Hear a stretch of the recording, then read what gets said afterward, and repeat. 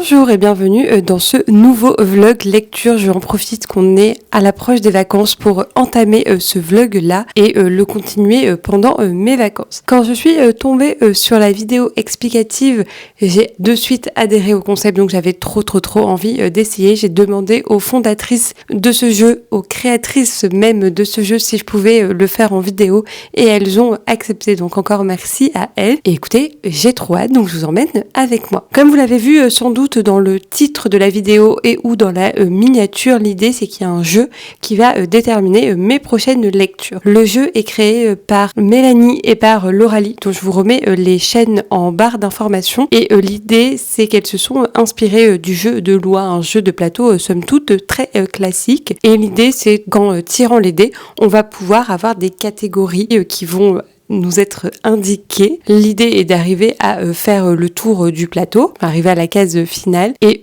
pour pouvoir retirer les dés, il faut lire le livre, enfin un livre qui colle au thème. Donc écoutez, ça me permet de choisir mes lectures d'une autre manière, de visualiser ma palle encore une fois d'une autre manière, avec des contraintes que je vais vous expliquer juste après. Et j'aimais bien ce principe-là. Je me suis dit que les filles ont déjà fait un épisode numéro 1 où elles lisaient les livres qu'elles avaient piochés grâce à ce jeu-là. Et le format de lire 3 livres dans ce premier vlog, dans ce premier épisode, peut-être qu'il y en aura d'autres, je ne sais pas, me tentait pas mal. Le jeu met l'accent, parce que c'est ce que lisent aussi, je pense, principalement Mélanie et Lauralie, sur la SFFF. Alors pas forcément que francophone, mais la science-fiction fantasy fantastique.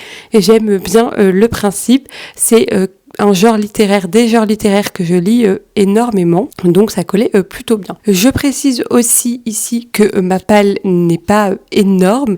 Je crois qu'à l'heure où je tourne cette vidéo, elle est à 26-27. Voilà, et qu'elle est composée, je pense, essentiellement de livres qui ne sont pas de la SFFF. Donc on va pouvoir composer avec. Je m'accorde un joker dans le jeu. Alors peut-être que j'en aurai pas besoin à cet épisode-là, mais sait-on jamais, je vais compter aussi les livres audio et les graphiques, parce que ça serait bien que j'en lise. Et donc voilà, vous savez tout. Je vous laisse avec le premier lancé.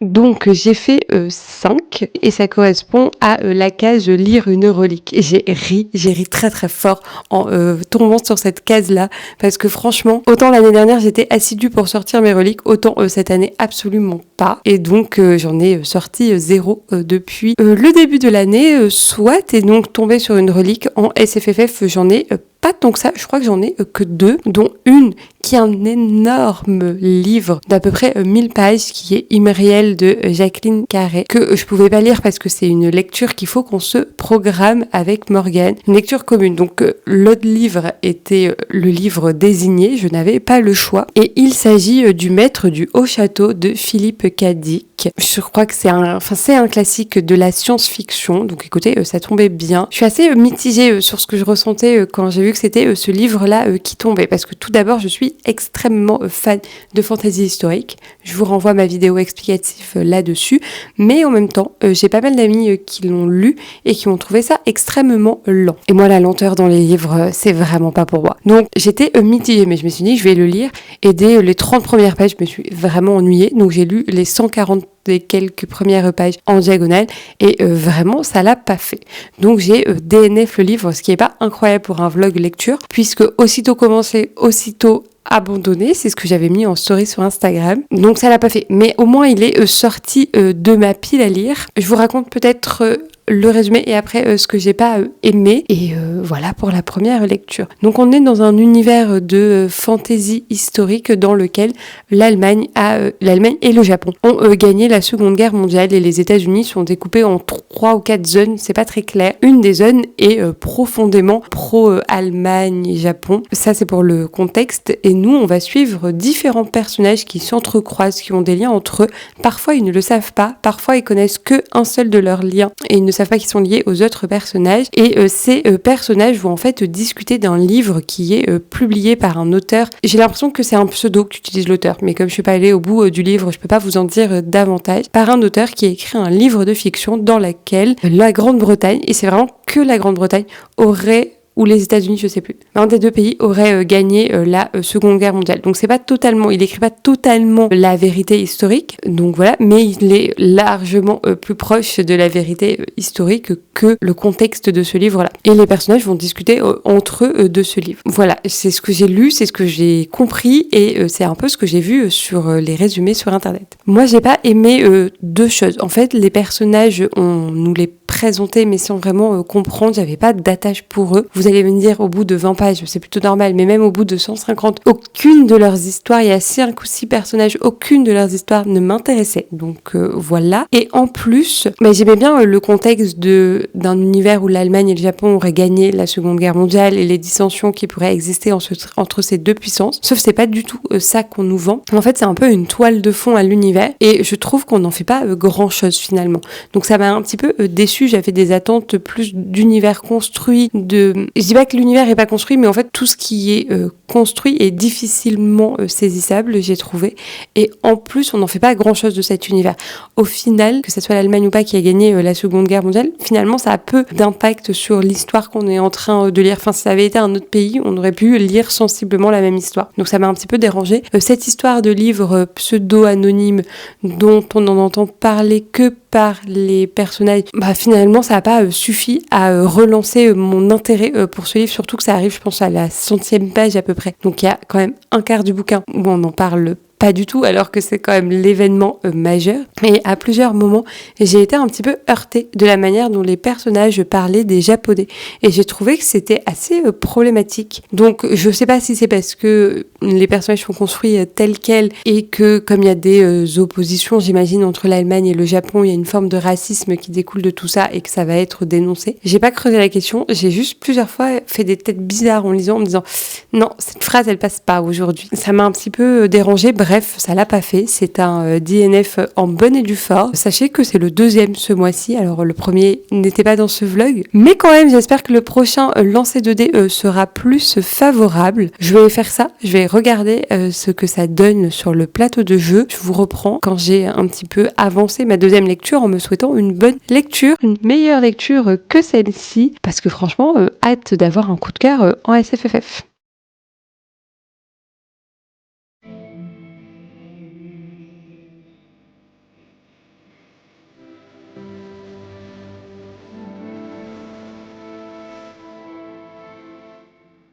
Rebonjour, je vous reprends quelques jours plus tard parce que mon rythme de lecture est très sporadique en ce moment avec la fatigue, mais ça devrait changer. Je l'espère, je croise très fortement les doigts puisque je suis en vacances aujourd'hui même et que je suis motivée pour lire énormément et faire des vidéos. Mais soit, c'est pas le propos de cette vidéo. Donc, vous l'avez vu, j'ai tiré un 12, ce qui est quand même le score parfait. Donc j'étais à la case 5, donc 12 plus 5 ça fait 17, je suis arrivée à la case 17 et c'était avancé du même nombre de cases que les dés tirés, donc j'ai re-avancé de 12, ce qui fait la case 29 et la case 29 c'était lire un livre en lien avec les étoiles.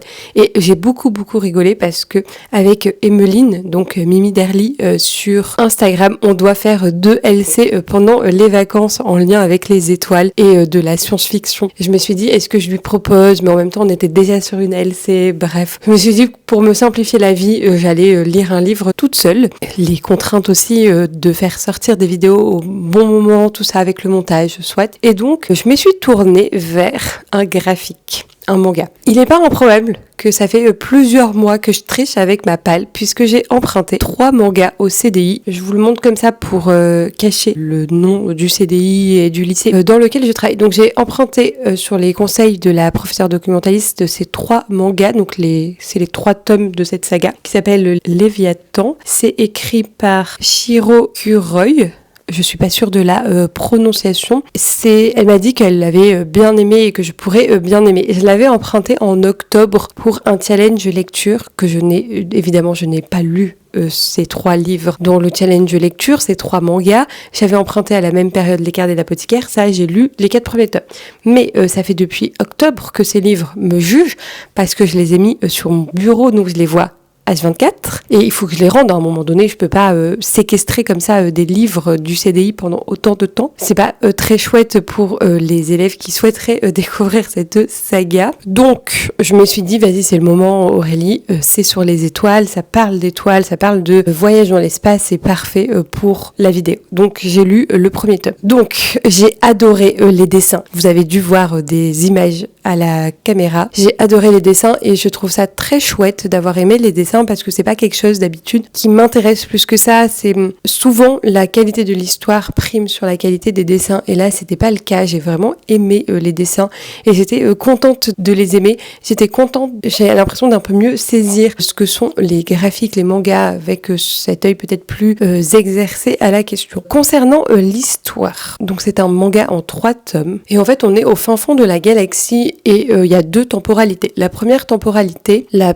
plus éloignée de nous, j'imagine, dans le temps. On a une équipe qui vient fouiller les débris de vaisseaux spatiaux pour découvrir des choses à vendre, un peu comme les chasseurs d'épaves maritimes. Mais là, c'est dans l'espace et j'imagine qu'à terme, ça risque de se produire. Et en fait, ils vont arriver sur le Léviathan, d'où le titre du livre, qui est un vaisseau commercial qui transporte des passagers, dont un groupe d'enfants pour un voyage scolaire. Vous imaginez quand même les prouesses qu'il faut pour qu'il y ait des compagnies low cost qui emmènent des enfants en voyage scolaire sur une autre planète. Voilà, on galère déjà avec l'argent de l'institution à emmener nos élèves dans des pays étrangers, mais alors là, hors de la planète, c'est quand même très... ça m'a fait rire. Voilà, ça m'a fait rire. Bon, soit. Et en fait, le Léviathan a un accident, il rencontre un astéroïde et il y a une partie de l'ingénierie de ce vaisseau qui devient HS. Toute ressemblance très forte avec Titanic est peut-être souhaitée.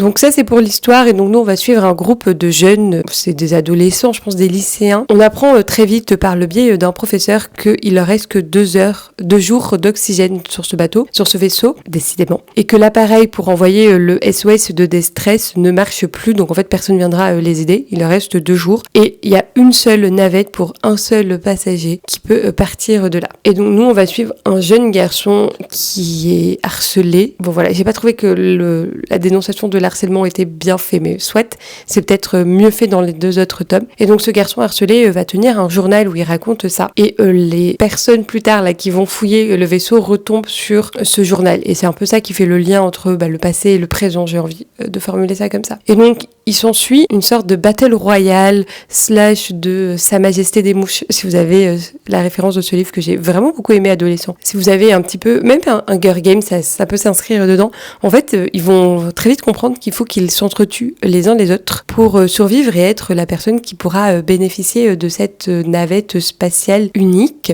et individuelle. Donc ça c'est un peu pour le contexte. En fait j'ai trouvé que le personnage principal, le jeune garçon qu'on suivait, était vraiment pas futé. Et c'était vraiment dommage parce que il faisait des actions. On sait qu'il y a une de ses camarades qui a tué l'adulte, le seul adulte qui avait l'information initialement de la navette unique. Et en fait, il va lui dire « Ah, je pense que t'as des doutes et je pense que tu vas tuer tous les autres. » Et effectivement, c'est elle qui l'a fait et effectivement, elle va tuer les autres, mais il se met en danger. Il réfléchit pas plus loin que le bout de son nez. Vraiment, il m'a saoulé, il m'a vraiment gavé. Et du coup, je trouvais que l'enjeu, je trouvais que, comme je vous l'ai peut-être dit, on voyait trop les ficelles, les inspirations, et ça faisait pas de ce livre quelque chose de particulièrement original. J'étais pas attachée au personnage, je savais pas trop qui était qui. Donc voilà, je vais pas continuer, je vais les rendre au CDI. C'était pas mauvais, mais clairement, ça l'a pas fait. Pour moi. Voici pour le livre numéro 2. Franchement, ce vlog, je suis vraiment désolée, Lauralie et Mélanie, c'est pas votre jeu qui est vraiment trop bien. C'est juste que je tombe sur des trucs où soit je DNF pour le moment, soit j'aime pas plus que ça. Et il va falloir changer la donne parce que, voilà, j'ai envie de hype, j'ai envie que ce vlog se passe un petit peu mieux. Mais je me dis qu'on est sur une pente ascendante, que ça peut que mieux se passer. Donc écoutez, je vais aller retirer les dés, avancer, choisir ma prochaine lecture et je reviens vers vous juste après quand j'aurai fait ça. Bon, je reviens vers vous peu de temps après, puisque vous l'avez vu dans le dernier clip, j'ai fait deux. Un double 1 après avoir fait un double 6. C'est quand même très cocasse, c'est lancé. Et donc je suis arrivée à la case 31 puisque j'étais à la case 29. Les maths sont correctes. Et la case 31, c'est « Quelqu'un choisit une lecture pour vous dans votre palle ». J'ai un petit peu triché, c'est pas très grave. J'ai demandé à une amie de choisir entre deux livres que j'avais très envie de lire, mais que je n'avais pas en physique. Pourquoi ? Parce que en physique, j'ai plus grand chose dans ma palle en SFFF et j'ai que des gros pavés, et en fait il aurait fallu que j'explique à la personne qui pioche que non, cette lecture je peux pas parce que j'attends telle personne en LC, etc. Enfin, ça aurait été vraiment trop compliqué. Donc je suis partie sur l'option de lecture que j'ai en numérique et qui me tente beaucoup. Le premier, c'est Cupidon Squad, infiltré dans Cupidon Squad, quelque chose comme ça, de Maëlle Desargues, qui est une autrice française que j'aime vraiment beaucoup. J'ai adoré Caméra Obscura et Dents de Soie. Vraiment, c'était à chaque fois très très drôle. Je pense que c'est le premier tome d'une saga, mais je sais pas en combien de tomes. Et le deuxième livre que je souhaite lire depuis un petit moment, mais que je prends pas le temps de le lire parce que c'est du numérique, c'est Dynastie, et j'en suis d'Ilona Andrews, donc un couple d'auteurs, j'en suis au tome 4. Donc en fait, j'ai fini, mais il faudrait que je retrouve la vidéo dans laquelle j'avais expliqué ça, mais j'ai fini la première trilogie qui est avec la grande sœur en personnage principal, et j'ai lu le tome de transition 3.5 là, qui introduit le basculement sur pourquoi c'est la sœur du milieu qui devient la protagoniste principale. La grande sœur c'est Nevada et la moyenne sœur du coup c'est Catalina, je crois. Là il me reste donc le tome 4, 5 et 6 à lire avec du coup Catalina en personnage principal. Et j'adore vraiment beaucoup cette saga, j'aime bien l'univers. Je vous en reparlerai quand j'aurai lu le tome 4 et du coup fait un petit point là-dessus, ça sera peut-être plus cohérent. Et avant de vous révéler le choix, sachez que, et c'est aussi pour ça que je l'ai mis dans le choix, j'ai découvert la saga Dynastie grâce à Mélanie qui est une des fondatrices de ce jeu. Donc ça aurait été, voilà, un petit clin d'œil de rendu. Donc j'ai demandé à cette amie de choisir entre les deux et je lui ai envoyé juste les couvertures et le résumé et le nombre de tomes par saga en gros, et elle m'a dit qu'elle préférait Dynastie le tome 4, sachant qu'elle en a lu aucun des deux livres. Hein. Le résumé l'intriguait davantage et elle trouvait l'histoire avec le mage et l'enquête sur le mage beaucoup plus intéressante. Donc écoutez, c'est parfait, donc je vais lire Dynastie d'Ilona Andrews. Ça sera sûrement la dernière lecture de ce vlog, donc écoutez, je reviens vers vous quand je l'ai entamé.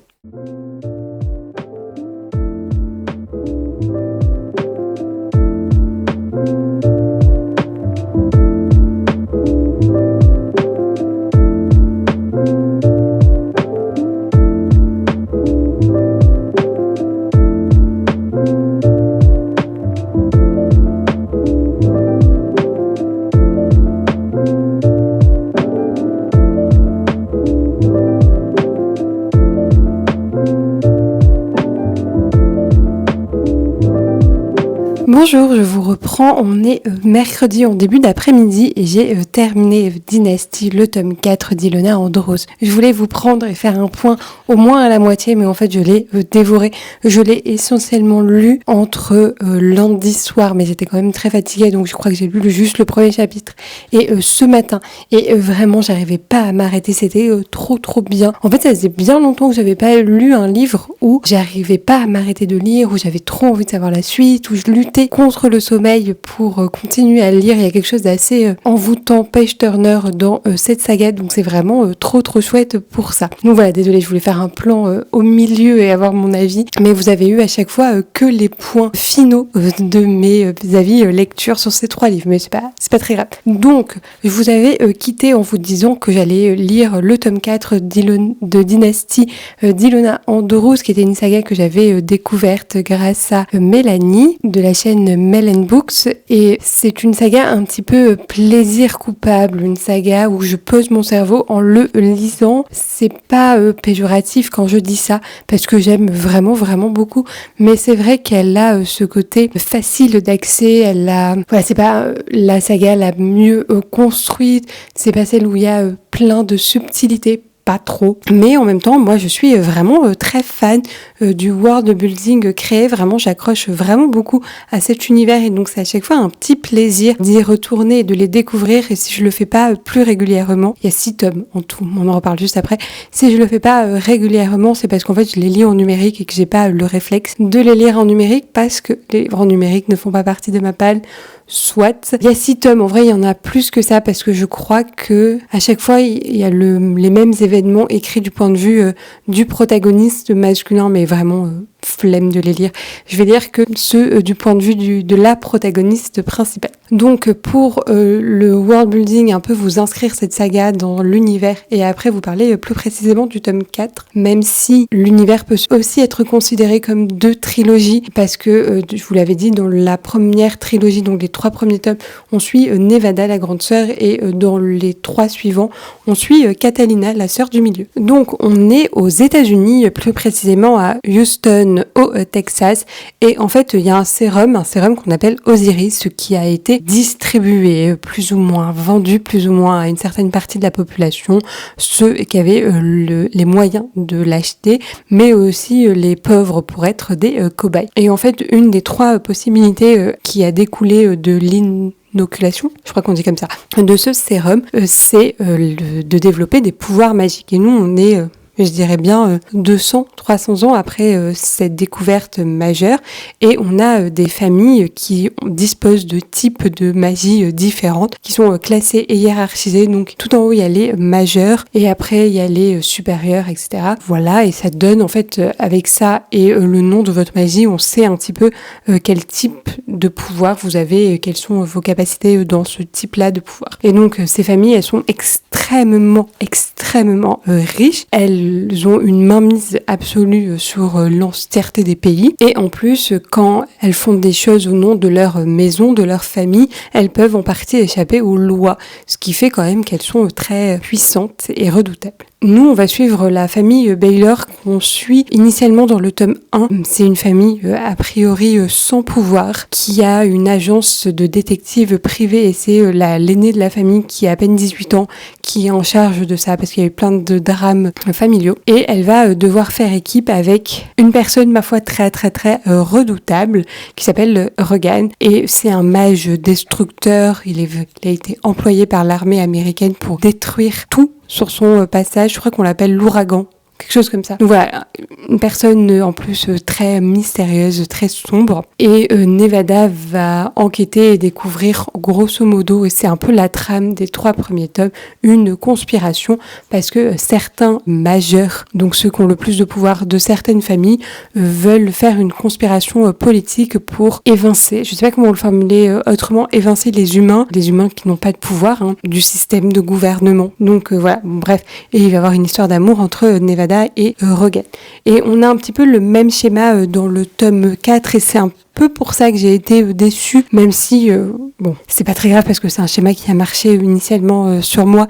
Mais donc on a Catalina qui va devoir enquêter sur, a priori, un simple meurtre initialement. Et en fait, de fil en aiguille, elle va découvrir une conspiration qui la dépasse, une conspiration qui va bien au-delà du simple meurtre et qui tire énormément de ficelles politiques. Et donc elle va devoir naviguer dans les eaux troubles du pouvoir politique du Texas, faire appel à des alliés qui sont pas forcément des alliés, et compter sur des ennemis qui sont pas nécessairement des ennemis. Et au milieu de tout ça, il va avoir Alessandro qui est un jeune homme italien, un comte italien, doté de pouvoirs assez mystérieux. Et c'est je pense que ça va être la suite dans les autres tomes, qui va être son allié de circonstances, enfin du fait des circonstances, mais elle crush sur lui depuis sa plus tendre enfance. Lui est pas du tout insensible à son charme, et donc on a cette sorte de, pas vraiment enemy to lovers, mais en même temps d'incompatibilité.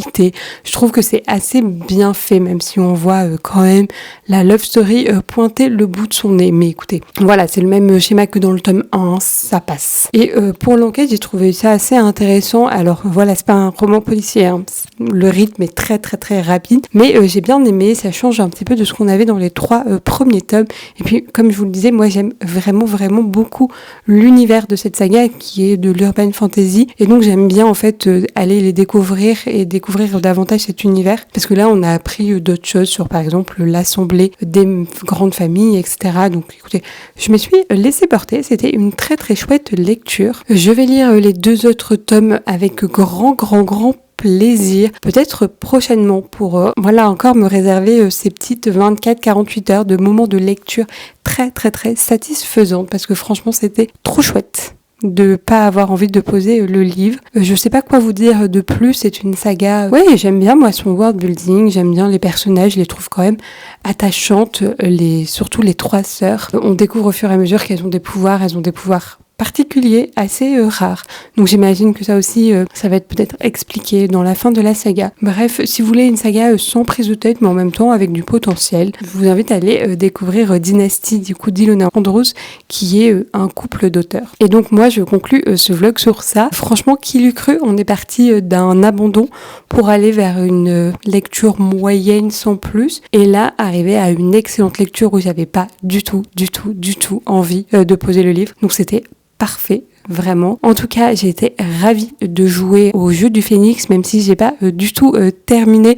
Je pense, si ça vous a plu et si vous le souhaitez, et si jamais j'ai le temps à un moment donné, et une palle, il y a beaucoup trop de haies, et une palle de SFFF qui remonte un petit peu pour avoir l'embarras du choix. Je ferai avec grand plaisir un vlog numéro 2 où je continuerai ma progression sur le plateau, histoire de pourquoi pas arriver jusqu'au bout. En tout cas, merci d'avoir regardé cette vidéo jusqu'au bout. Moi, j'ai pris grand plaisir à jouer à ce jeu et à vous vlogger tout ça. J'espère que ça vous aura plu. Merci encore d'avoir regardé cette vidéo jusqu'au bout. N'hésitez pas à mettre un commentaire, une petite fée par exemple, pour rappeler la fantaisie, même si j'ai pas lu de choses en rapport avec des fées, mais soit. Et moi, je vous dis à la semaine prochaine pour une nouvelle vidéo et en attendant, faites de bonnes lectures. Au revoir!